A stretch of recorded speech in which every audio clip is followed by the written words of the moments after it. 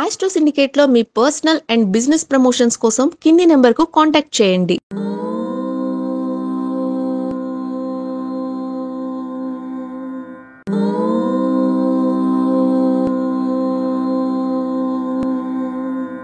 ఓం శ్రీ గురుభ్యో నమః. హరి ఓం. శ్రియః కాంతాయ కళ్యాణ నిధయే నిధయేర్థినాం శ్రీ వెంకట నివాసాయ శ్రీనివాసాయ మంగళం. మంగళం కౌసలేంద్రాయ మహనీయ గుణాత్మనే చక్రవర్తి తనూజాయ సార్వభౌమాయ మంగళం. అందరికీ నమస్కారం. నవంబర్ 1వ తేదీ మనకి కార్తీక మాసంలో వచ్చేటువంటి అత్యుత్తమ శుభమైనటువంటి ఒక తిథి బోధన ఏకాదశి. బోధన ఏకాదశి ఈ రోజున మనము తప్పకుండా ఒక మంచి పని చేయగలిగితే మంచిది. పుస్తక దానం.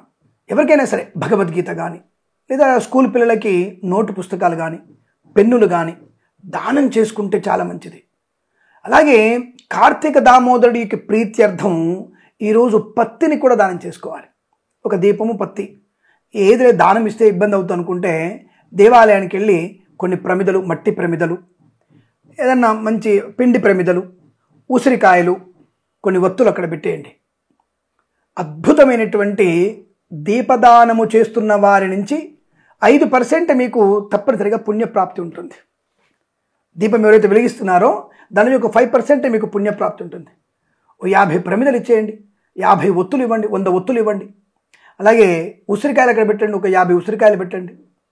ఇలా మనము ఈ దీపదానము కొరకు వస్తువుల్ని పెట్టడం కూడా కార్తీక దామోదరుడి యొక్క అనుగ్రహాన్ని పొందుకోవచ్చు. ఇక్కడ గుర్తుపెట్టుకోండి, ఒకటి ఏకాదశి రోజున నక్తము ఎంత ముఖ్యమైనదో దానము కూడా అంత ముఖ్యమైనది.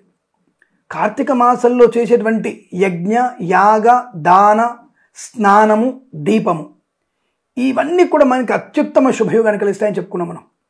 కాబట్టి ఏకాదశి రోజున సాక్షాత్తుగా వైకుంఠవాసుడైనటువంటి శ్రీమన్నారాయణుని కొరకు ఎవరైతే దీప ప్రజ్వలన చేస్తున్నారో, ఆ దీపము కొరకు తైలము ఎవరైతే సమకూరుస్తున్నారో, ఒత్తిని ఎవరైతే సమకూరుస్తున్నారో వారు తప్పక విష్ణు సాయుధ్యాన్ని, శివలోకాన్ని పొందుకుంటారు.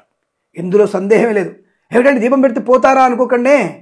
అదే మరి మనకి మన ఆయుష్ తీరిన తర్వాత సాక్షాత్తు కైలాసానికి లేదా విష్ణులోకానికి వెళ్ళగలిగే అవకాశం ఖచ్చితంగా ఉంటుంది. ఈరోజు వీలైనంత వరకు మీరు నక్తముగా ఉండండి. నక్తముగా లేని వాళ్ళు కాస్త పిండి, అంటే పిండిని కాస్త తినడం, అంటే పిండి తినవచ్చును. అలాగే 2 పళ్ళు, కాసిన పాలు తాగవచ్చును. తప్పకుండా అనుకూలంతైనా నక్త ఫలితమే కలుగుతుంది. దానిలో ఎటువంటి మీకు సంశయం అక్కర్లేదు, అది గుర్తుపెట్టుకోండి. అలాగే ఈరోజు ఎవరికైతే పాలు పెరుగు దానంగా ఇస్తున్నారో భార్యాభర్తల మధ్య వ్యాపార భాగస్వామితో ఉన్నటువంటి సమస్త శుభయోగాలు పొందుకుంటా, అంటే ఇబ్బందులు తొలగిపోయి అనుకూలంగా మారే అవకాశం ఉంటుంది. ఈ ఏకాదశి రోజున, ఈ బోధన ఏకాదశి రోజున ఎవరైతే సాలగ్రామ దానం చేయగలుగుతున్నారో, సాలగ్రామ దానం చేస్తున్నారో వారికి పునర్జన్మ రాహిత్యం కలుగుతుంది. అంటే మరో జన్మ లేకుండా సాక్షాత్తుగా పరిపూర్ణమైనటువంటి వైకుంఠ ప్రాప్తి కలుగుతుంది. ఇందులో సందేహమే లేదు. శ్రీమన్నారాయణుని ఎందెందు వెతికినా అందందు గలడు. కాబట్టి ఆయన్ని ఎక్కడ పూజించినా, ఎలా పూజించినా, శివుల్లో పూజించినా, విష్ణువులో పూజించినా, కార్తికేయుల్లో పూజించినా, దుర్గలో పూజించినా అందరిలోనూ శ్రీమన్నారాయణుడు, ఆ పరమేశ్వరుడు విరాజిల్లుతుంటాడు. కాబట్టి మీరందరూ కూడా ఈరోజు మీకు తోచినటువంటి అవతలి వ్యక్తులకి కించిత్ ఉపయోగపడేటువంటి వస్తువుల్ని దానము చేయగలిగితే విశేషంగా చెప్పబడుతోంది. అలాగే ఈ రోజున మరొక ముఖ్యమైన పని చేయండి. అందరూ కూడా దాదాపుగా చాలామంది చేయండి. తులసి దొరుకుతుంది మనకి. తులసి ఒక మొక్కలాగా ఒక కవర్లో కట్టి మట్టిలో పెట్టి ఇస్తుంటారు, నర్సరీ తోటల్లో ఇస్తుంటారు. అలాంటి తులసిని, మారేడు దళాల్ని, అంటే ఆ మారేడు మొక్కని, తులసి మొక్కని అందరికీ కానుకగా ఇవ్వండి. వాళ్ళ ఇంకా విశేషం, మీకు బిల్వములో లక్ష్మి సాక్షాత్కరించి ఉంటుంది. అలాగే తులసిలో శ్రీమన్నారాయణుడు ఉంటాడు.